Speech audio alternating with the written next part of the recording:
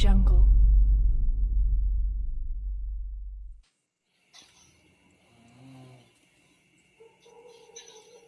Good morning, class.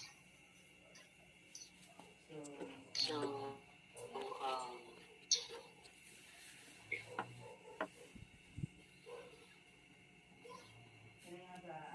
can I have a moment of silence for our prayer? I present the video presentation.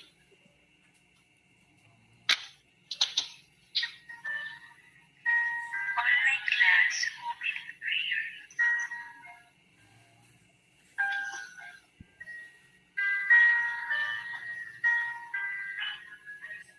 Let us put ourselves in the holy presence of our Lord.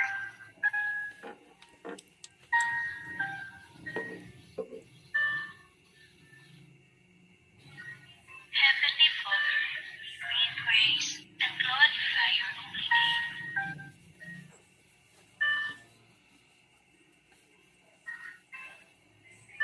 We thank you for all the blessings you have bestowed upon us.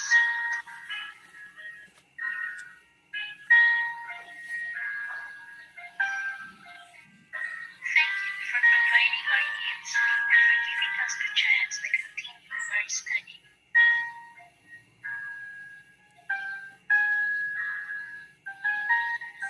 Bless our teachers who inspire and guide us.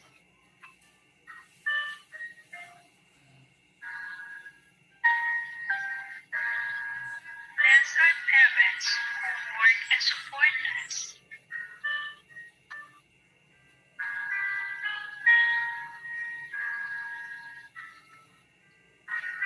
And bless our classmates and friends who care for us.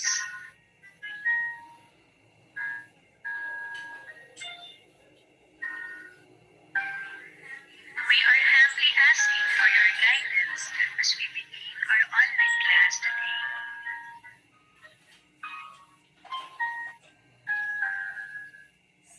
Send us your Holy Spirit so we may understand and achieve the objectives of our lessons.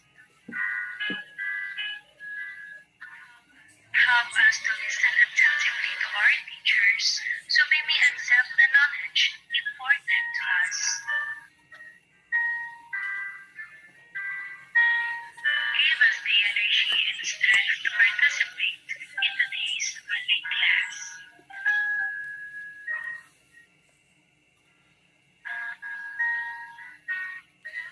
Help us to be more focused so we may complete the activities and tasks for today.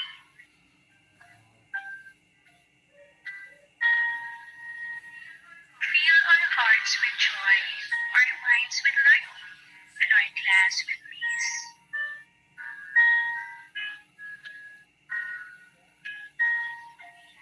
We ask all of this through Christ our Lord, who lives and reigns forever and ever. Amen.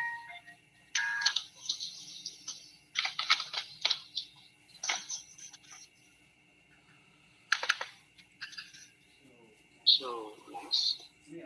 Am I audible? 15% to that.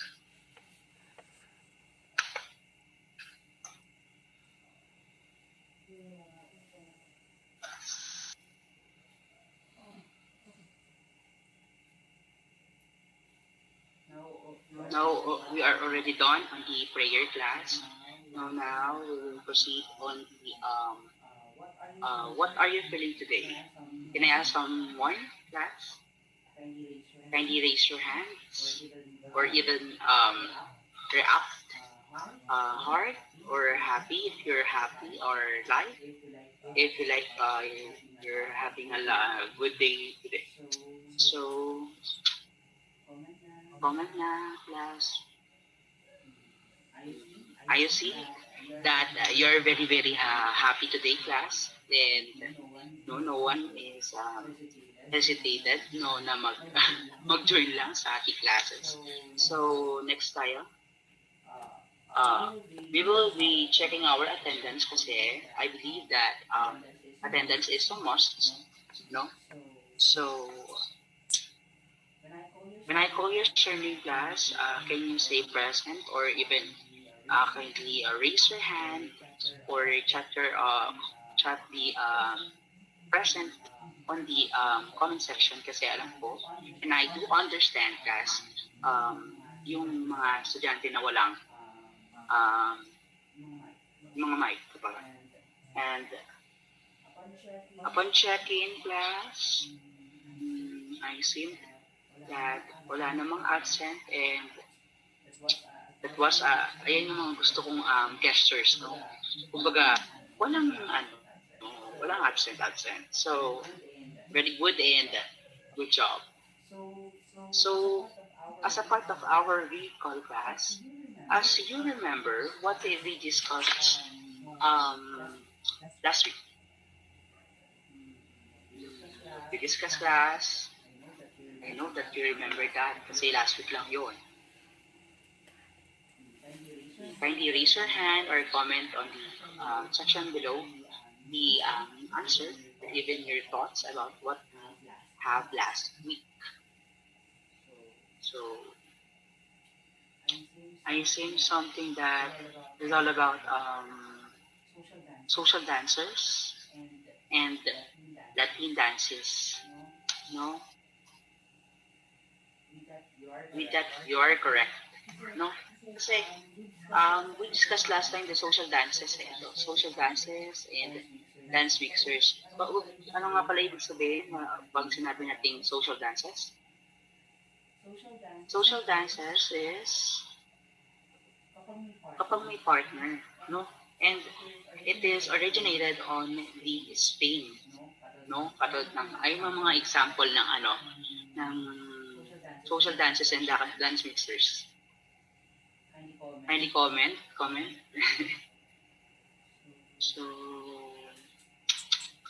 correct. Tama. Rumba, no? Ballroom, jive, and so on. Kasi, yung mga sinabi nyo na yan, correct kasi they are having a a partner only. No? So, we can consider that as a social and dance mixers. Now, we will be playing a game, rather, no? So, as a part of the, as a part of our recitation today class, can I have your attention? So okay na tayo. So, what do you think is the answer class? Merong ganito, at merong ganito. It is Junes? No?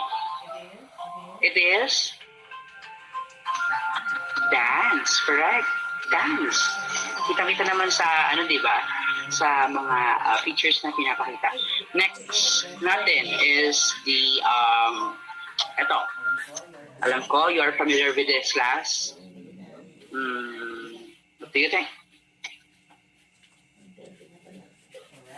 Correct. It is the religions. No? Next. Tayo. Here. Anong napansin niyo? What did you notice on the pictures class? Some of the comments says that they are different, no? So I see the answer already in the comment section. It is culture, correct? No? We are done on the Latin dances class, diba? On Spain, originated in Spain. So now we will be tackling a new topic that originated in the Philippines. So hello, mabuhay, and welcome to the Philippines. Now we live, and some of the culture, religions, and dances are originated. No.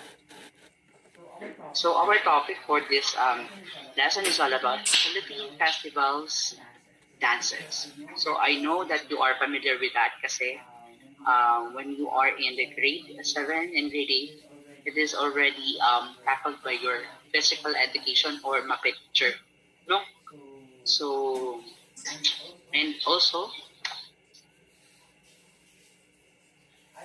I will discussing the learning competency in order for you class to be aware of why we do why we took and why we discuss this lesson. So the learner, our learning competency is the learner involves oneself in the community service through dance activities in the community. So as a part of me as a big teacher, I want all of you class to become aware and also to use dancing as a part of the contribution to our community class. No?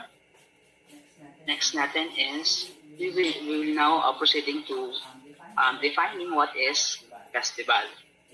A festival, or commonly known as fiesta, is a part of the Filipino culture.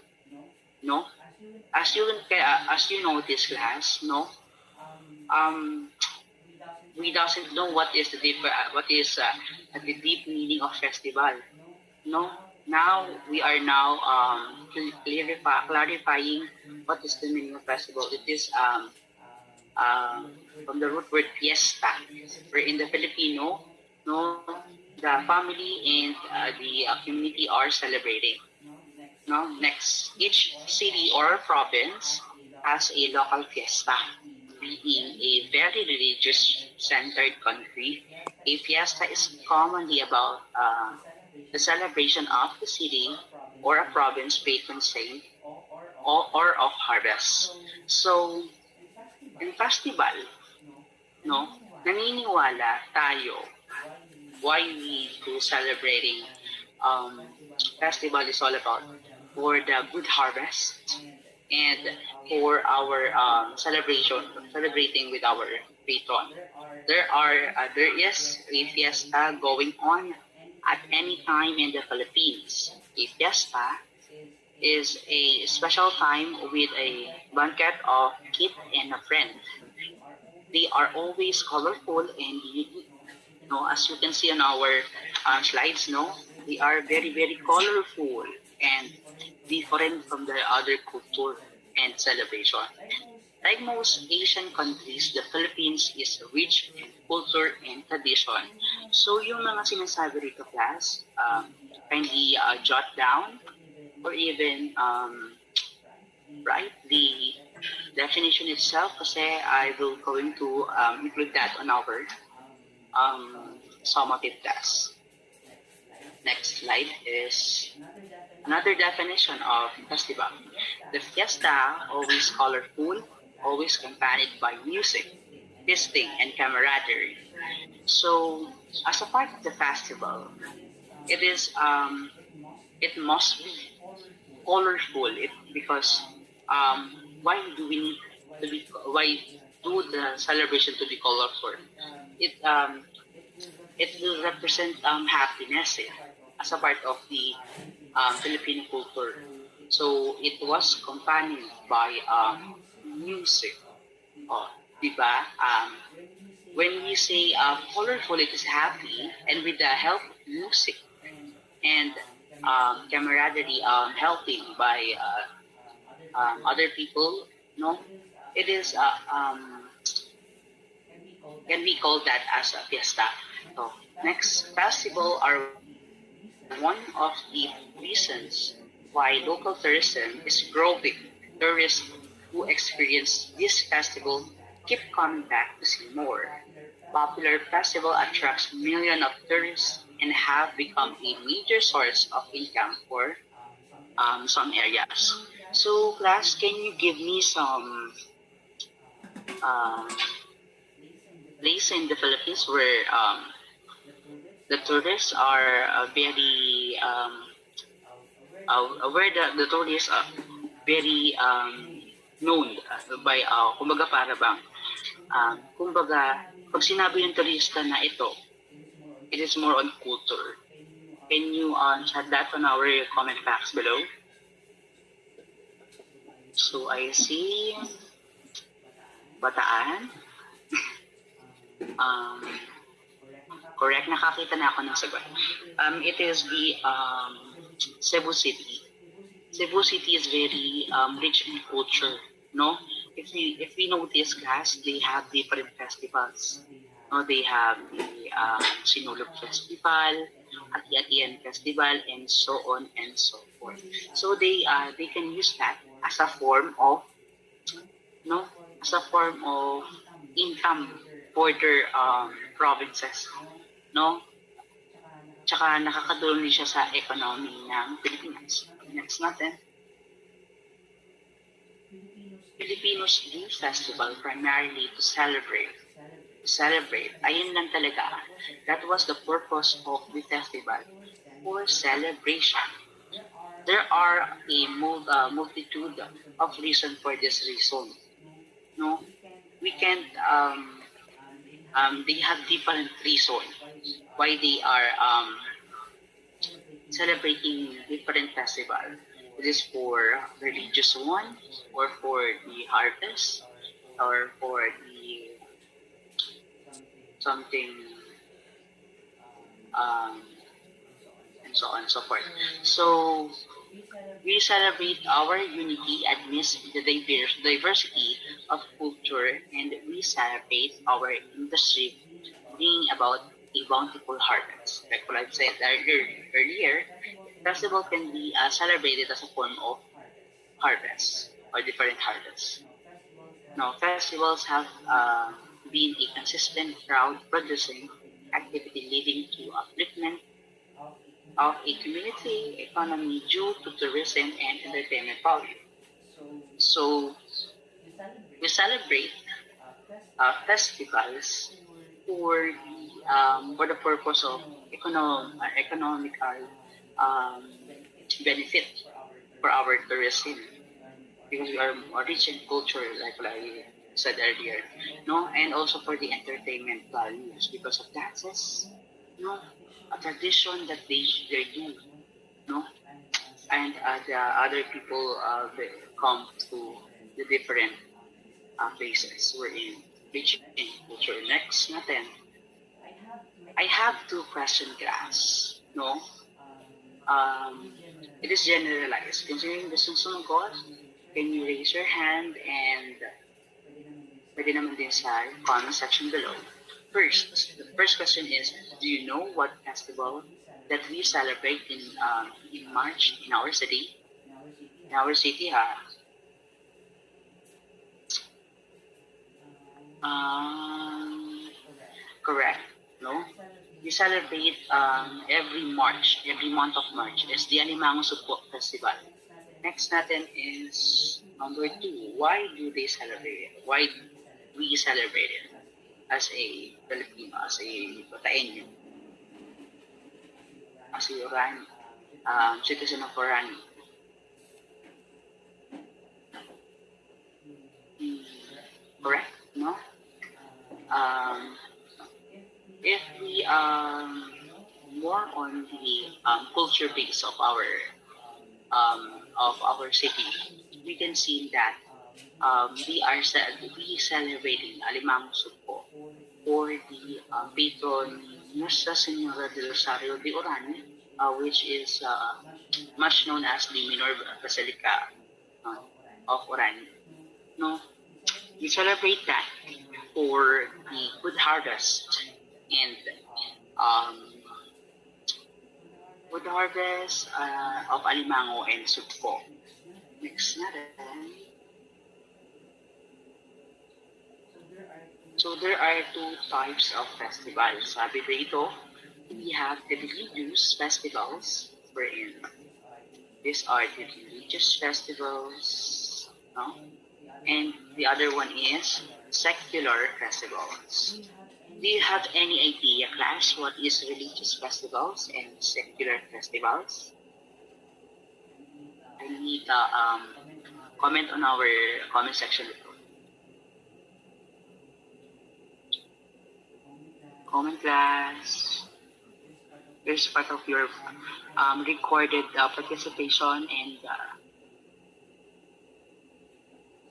So, sabi dito, religious festivals are more on or based on the religion, correct? And secular festival is all about fish? No. Secular festivals, to clarify class, no, no. Wait natin. I will present that if you are correct on your answer. So, the first festival is the religious festival, class. A religious festival is a time of special importance marked by adherence to that religion. So it means, class, religion is the center of this festival. Religious festivals are commonly celebrated on recurring cycles in the calendar year or lunar calendar. Hundreds of every different religious festivals are held around the world each year. So it is clearly says that it is more on religion. No, they are celebrating because of the patrons, saints, and um, other religious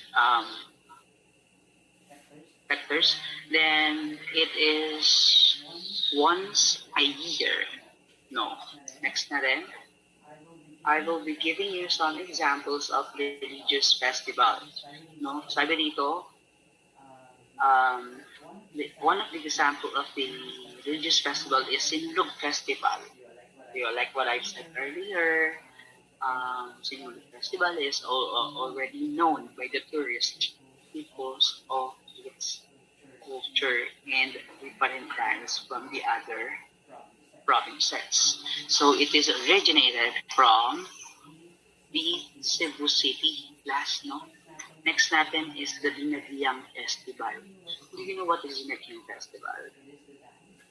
It is the dance for the also for the Santo Niño, no? But it is different from the Sinulog, no? Next natin is the Alimango Sugpo Festival from Oranyang Bataan naman, no? Um, I have a little background about Alimango Sugpo Festival. It is started by former Mayor Benji Serrano, wherein doon nagsimula yung celebrate na Alimang Sugpo Festival for our feast. So, I have a video presentation of or Alimang Sugpo Festival in order for you class to classify or differentiate the Alimang Sugpo Festival, the religious festival, to the other one. I will close my camera for you class to see the video presentation.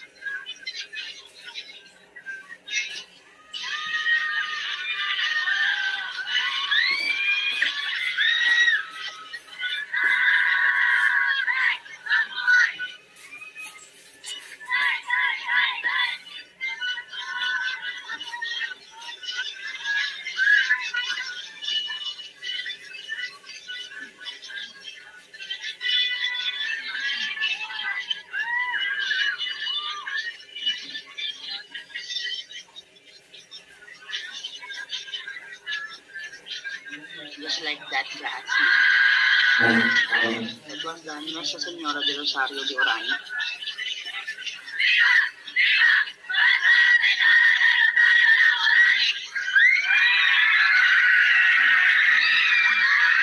It was celebrating that for the good harvest of the Alimango and Super.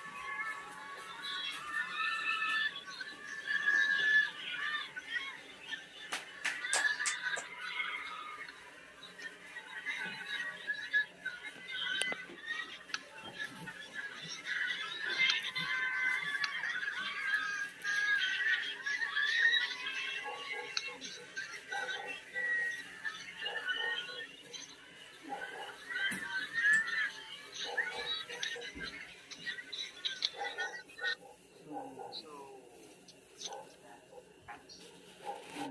um, then makikita niya naman class kung how the, hello, am I audible? So, in that class, makikita natin how they celebrate the religious festival on the uh, municipality of Manning, province of Bataan. Wait lang. So, can you give some religious festival that you know, class?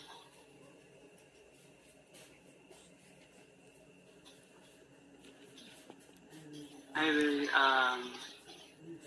read the comment later on, and that will be a part of your um, recitation. Okay.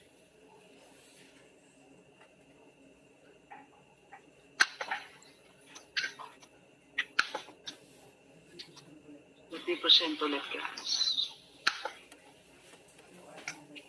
If you are interested with the festivals or different festivals, no? We are physical education, and we are Also interested with the festivals, dances that promote physical education and activities to the community.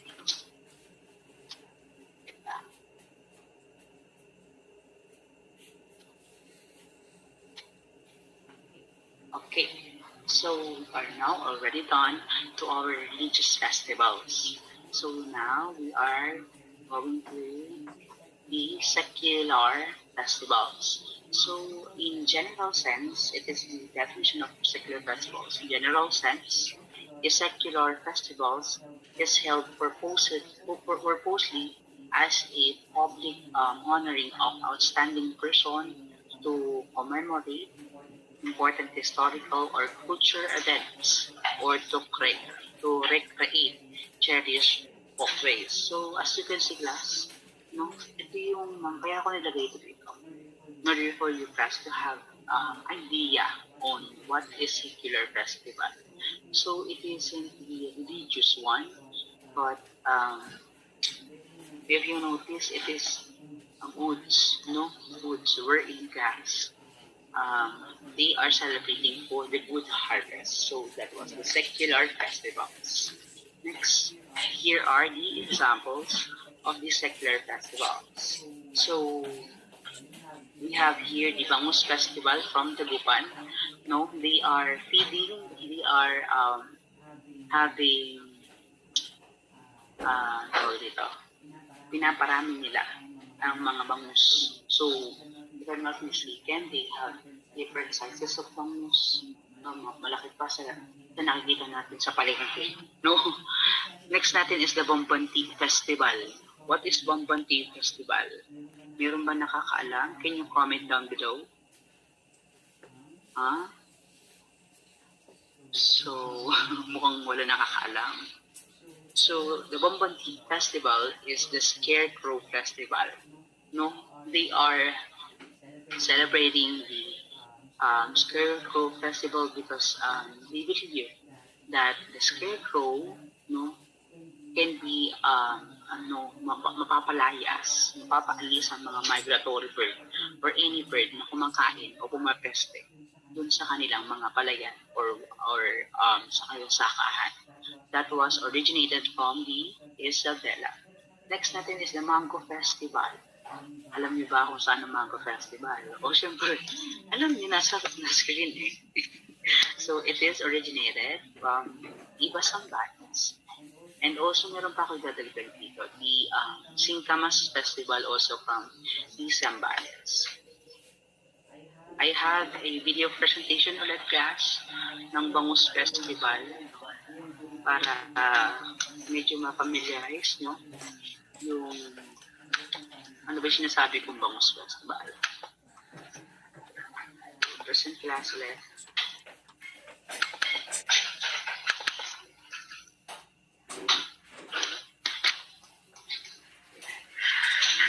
Ayun ang Bangus Festival class. We are celebrating for the goods.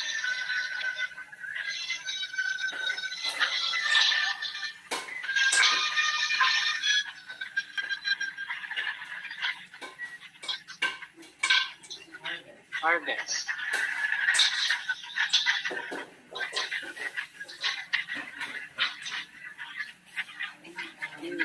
In such time, they have different stories about Bangus Festival, no? Naniniwala sila na mayroong babae at lalaki na nagmamahalan, no?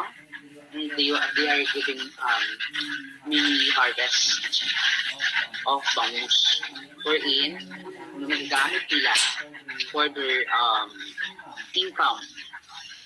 And that's why they already classified Bangus Festival as their feast.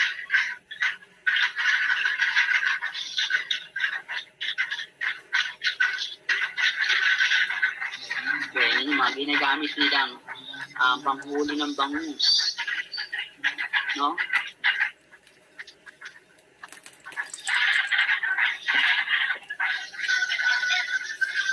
We are happy They are accompanied by music, no? Camaraderie, tulong-tulong. No? Makikita natin yan sa festival. And that's why our economy and our culture is having a, no, nagbuboom talaga ang kultura ng Pinoy. Diyan kilala ang mga Pinoy. Just like that.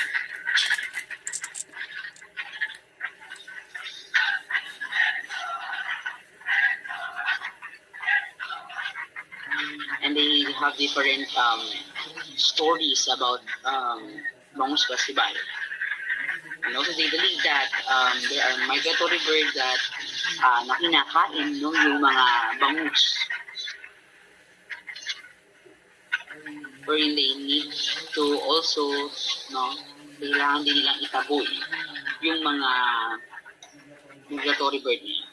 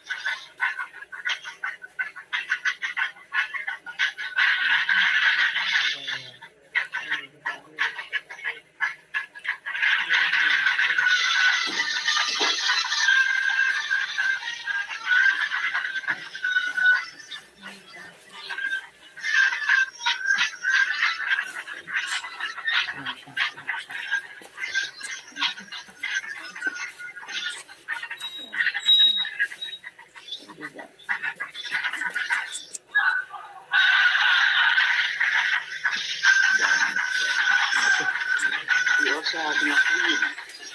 No.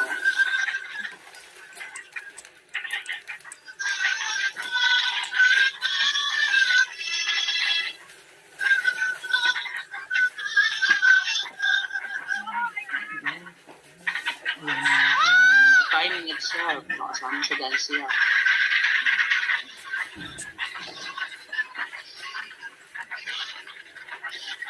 Camaraderie, tulong.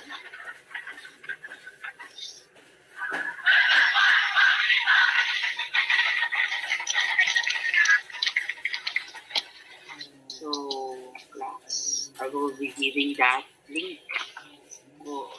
Kasama ko na lang yun sa ating PowerPoint presentation that I will upload on our Google Classroom.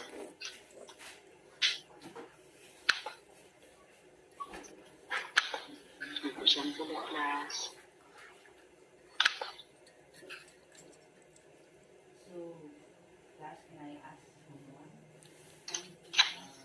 So, class, can I add one? Kindly, siguro si, ano na lang, so President na lang. President, are you still there? President, can you differentiate what is the difference between the secular and the religious festivals? Kindly open your mic, no? Permission granted.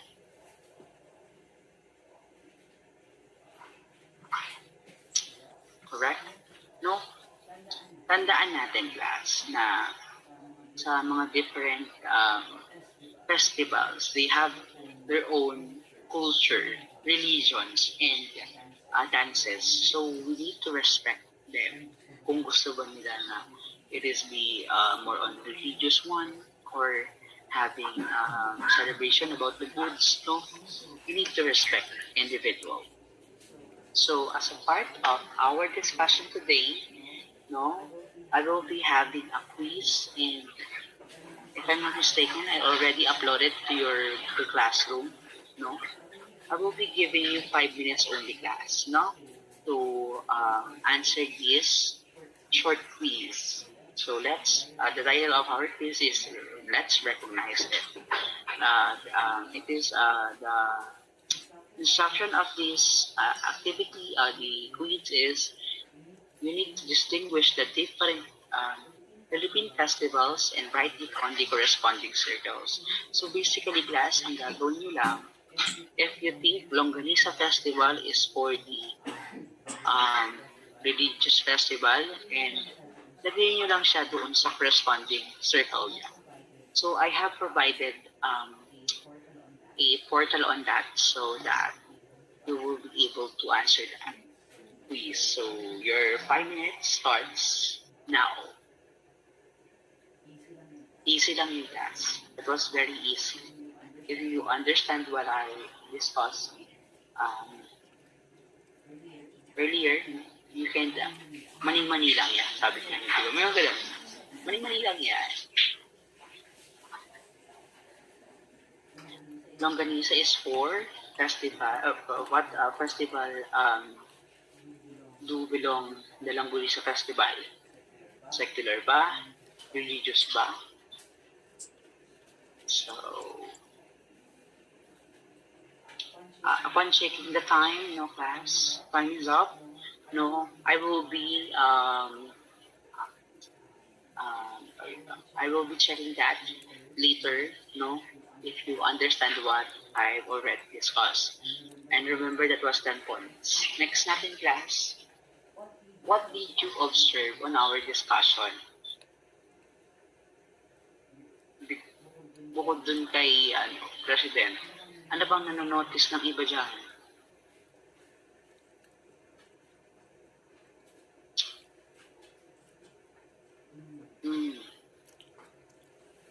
Oo, tama. No? Yes. So, with your different observation class, I know that you have learned something from my discussion about Philippine festivals. So now we will be moving on in our next lesson that interconnected to our discussion last earlier, the two types of movements. There are two types of movements, the locomotor movements and non-locomotor movements. So, non-locomotor movements. The locomotor movements, no, defined as according to the Merriam-Webster dictionary, no, locomotor movement is the act or power of moving from one place to another or place to place. Locomotor movement usually involves moving around the window, available area with the body not anchored and with complete transfer of weight. In other words, class, moving from point A to point B. So, I know that you have already idea about this. No? Pag sinabi ba natin, pag sinabi natin point A, point B, it means we move one point or a point, no? So, in another definition of locomotor movements, ating himay-himayin, no? Locomotor movements, I believe that it is took on our preparatory days. So it is a preparatory movement. So what do we mean about preparatory movement? It is took when we are a child or we are child, no, such as what? Walking, stepping, jumping, and running. So, as a part of that, I will be discussing the step, the different preparatory movements that classified as a motor movements. First is the step. It is the basis of all locomotor movements. I remember class, the key points of the every movements, no? Kasi I will be giving you a different activity with that, no? Kindly jot down. This is the basis of locomotor movement, all locomotor movements. It prepares you to move in any direction you wish to go. It is defined as transfer of weight from one foot to another. Just like what I said earlier, sabi ko kanina, na locomotor movement is from point A to point B. It means you step. Next, medyo malino naman, di ba? Next natin is walk. Series of steps. It is the series of steps executed by both of your feet alternately in any direction. In executing a walk, observe that there is a moment when both feet are in contact with the ground while one foot supports the weight and transfer it to other. So it means, no, I know that you have already knowledge with this kasi you are now in grade 9. No, you need to know that. It is took when you are a child. I'm happy one natin. Next natin is run. A series of walks executed quickly in any direction wherein only one foot stays on the ground while the other is off the ground. So just like walking class, running or run is also um, one place to another wherein mas mabilis lang siya kaysa sa walk. Next, lastly, the jump. This movement is simply described by having both feet lose its contact with the ground. So if run and walk is one foot stays on the ground and the other foot is not on the ground, jumping or jump is not just like that. So parehas paa ang nasa ground or wala sa ground. So we are done on the locomotor movement. So now we're going to the non-locomotor movements. Non-locomotor movements are the movements that are performed in one point in space without transferring to another point. They don't allow you to move from one place to another. It means class, no? If locomotor is from A to B, non-locomotor is from A and stay from the A. No, did you get what I mean? So, parang hindi ka aalis kung saan ka. So, these are the topics about locomotor non-locomotor movements. So, flexion. It is the act of decreasing the angle of joint. Another term for flexion is to bend. You only bending, flex, no?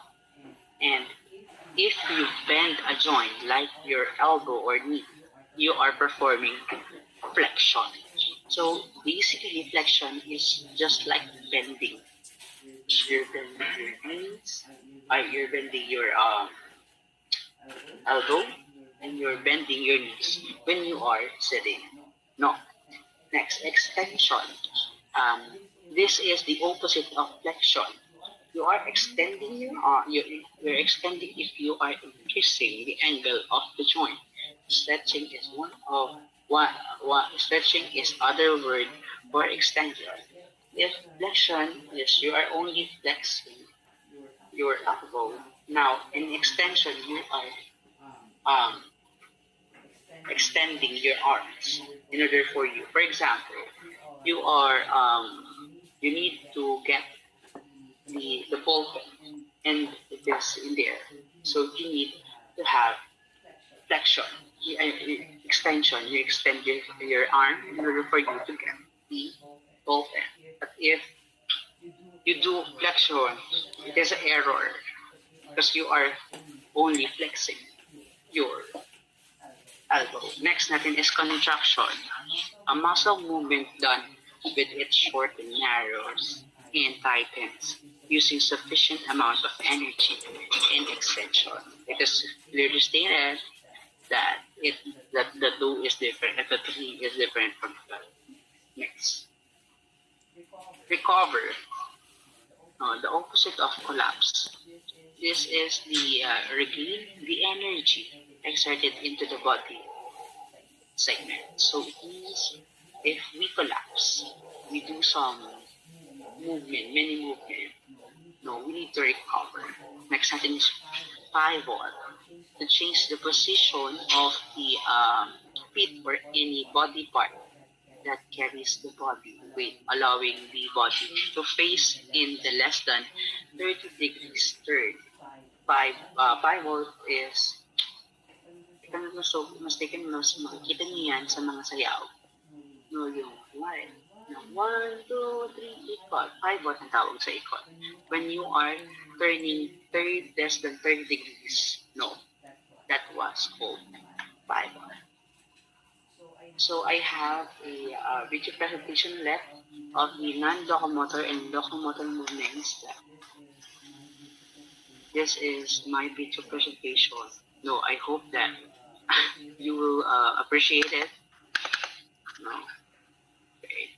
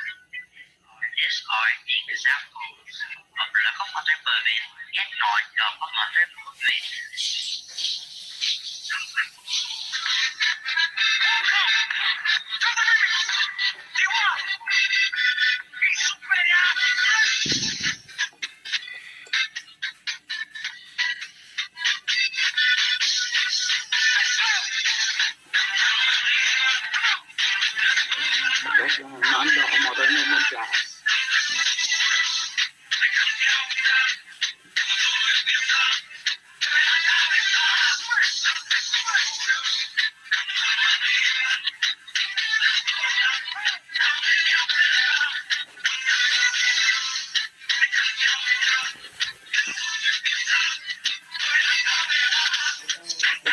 Another example of non-locomotor movement. So, that was the basic. Sabi ko nga, diba? No? When you are doing locomotor movement, you are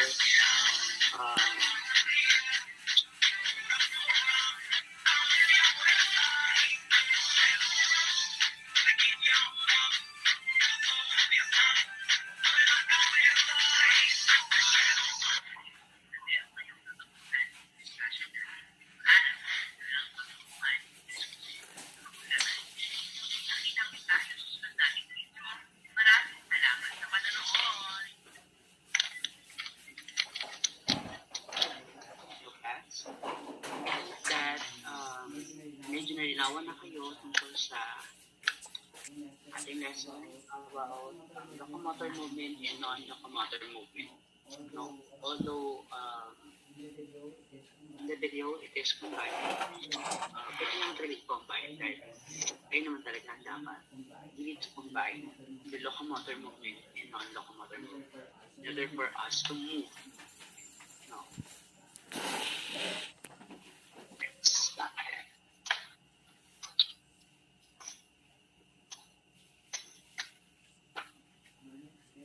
Our next is observation. That's what you observe on the locomotor movement and non-locomotor movement.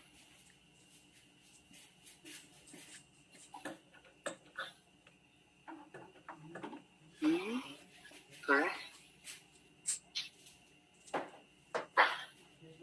Just like in the video class, gaya ng mga sinabi nyo rin and nasa video, pwedeng i-combine yung dalawa na yun to form another movement. Next natin is the quiz time. I will be giving you 5 minutes again for our quiz number one. The direction is identify what is being asked and choose your answer from the box above. I have an area here. And write your answer before the number. So, sabi ko kanina, di ba? You need to jot down. So, here, kailangan yung sagutan siya in 5 minutes. So, your 5 minutes starts now. There's only five questions. So, pasok naman siya.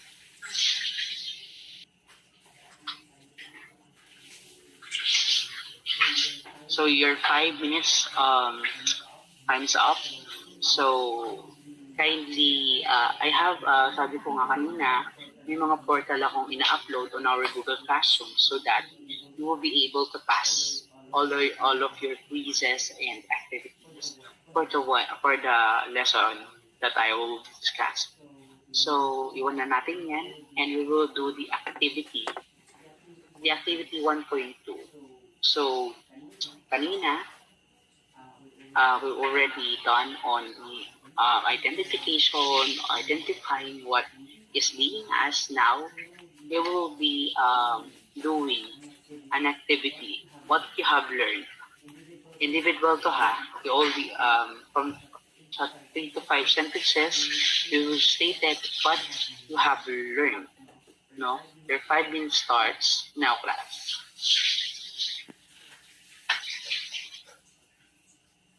Upon checking your quizzes, no, I've seen na you are very attentive and you jot down.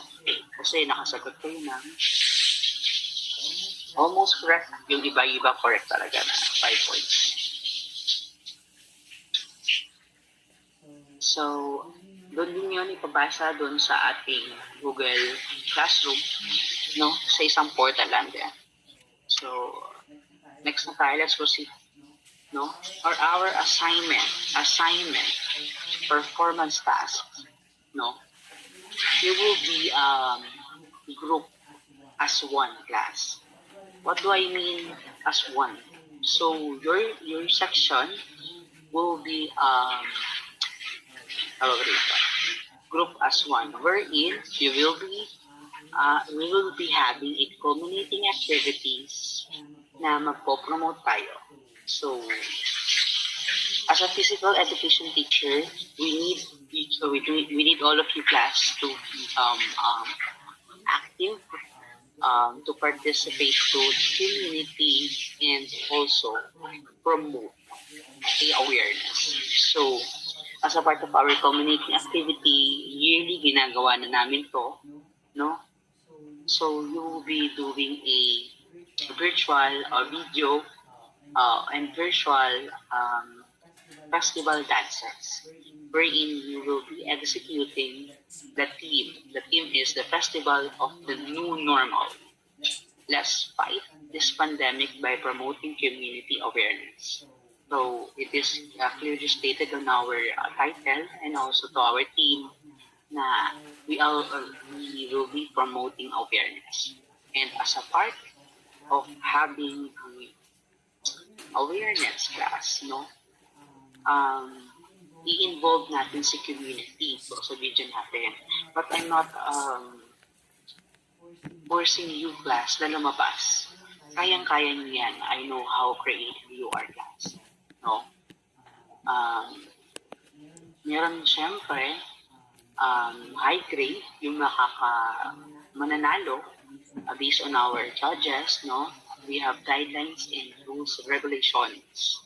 So I will be posting that on our Google Classroom.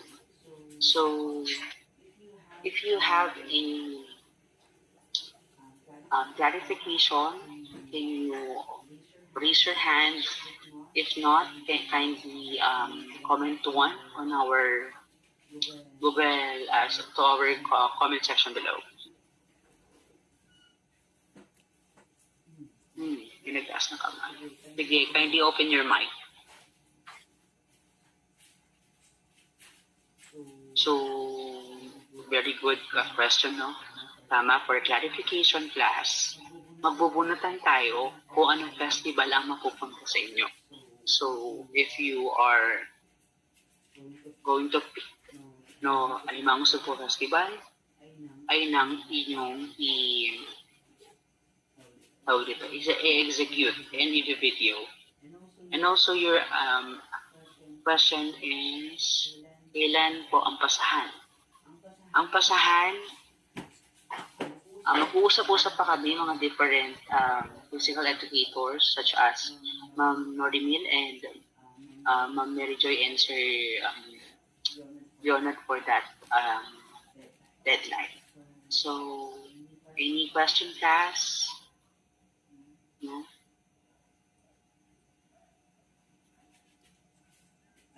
Ayan.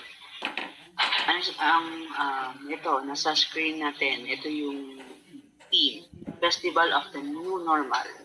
Let's fight the pandemic by promoting community awareness. No? So, any question, clarification, violent reaction? So, wala na. So, with that, guys, class, thank you very much for listening. And I hope, that you learn a lot on my discussion. And balik tayo dito. No, sabi ko nga pala dito, it is a part of your performance task.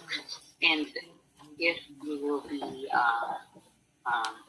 presenting on the video, hindi na kayo mag-periodical examination to my subject, which is the physical education. So, it means class, ang periodical nyo na lang is music, arts, health, no? So, any questions? Basta mag-upload ako ng sa Google Stream na announcement. So, again, class, thank you very much for listening. And I hope na magkaroon na ng face-to-face next year, this year, dahil mag-uusap-usap ng mga parents. And also, I have many grades to be completed this year in order for you class. Makita niyo yung mga class standing kung sino ba talaga yung mga nag-stand out. So, with that, we can be having a photo opportunity class. So, open your cameras. Ito, nakikita ko na kayo. So, 3, 2, 1. Okay, thank you. So, this is only for our reference na kung sinong pumasok ngayon bukod doon sa mga nag-activity kasi pwede sila makakuha ng activity kahit na wala sila dito. So, with that, thank you very much for attending our synchronous meeting, and I hope to see you soon again, and you can leave the Google Meet, Thank you very much. Thank you.